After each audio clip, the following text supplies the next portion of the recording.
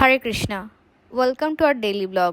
কালকে সকালে মা বলল নাম হট্টে প্রসাদ দেওয়া যাক, কেননা কালকে ছিল বৈশাখ মাসের শেষ দিন আর আমাদের এইখানে বৃহস্পতিবার সাপ্তাহিক নাম হট্ট হয়। বিকেল 4:30টার দিকে আমরা কনফার্ম হই আমরা প্রসাদ দিচ্ছি।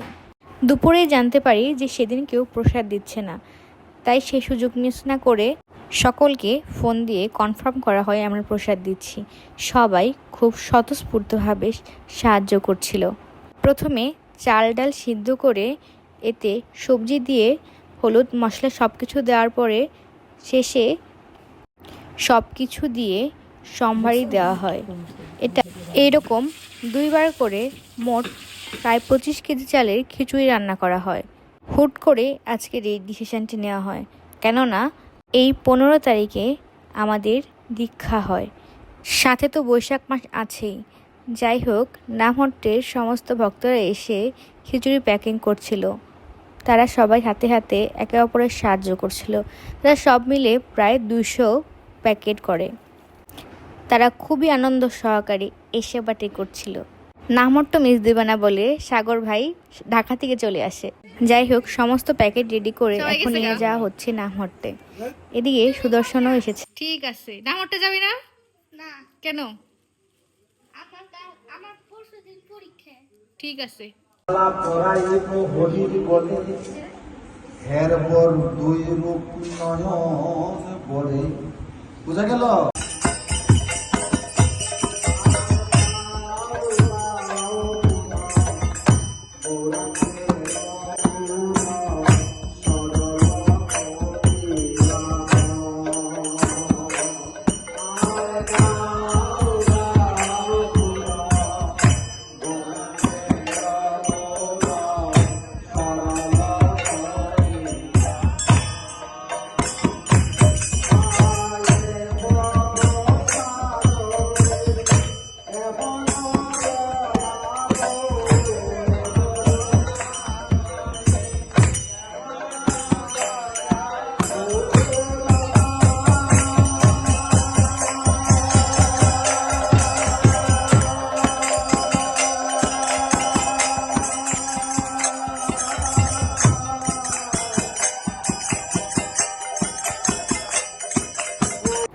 এরপর সমস্ত পাঠ কীর্তন আরতি শেষ করে সবাইকে প্রসাদ দিয়ে দেওয়া হচ্ছিল।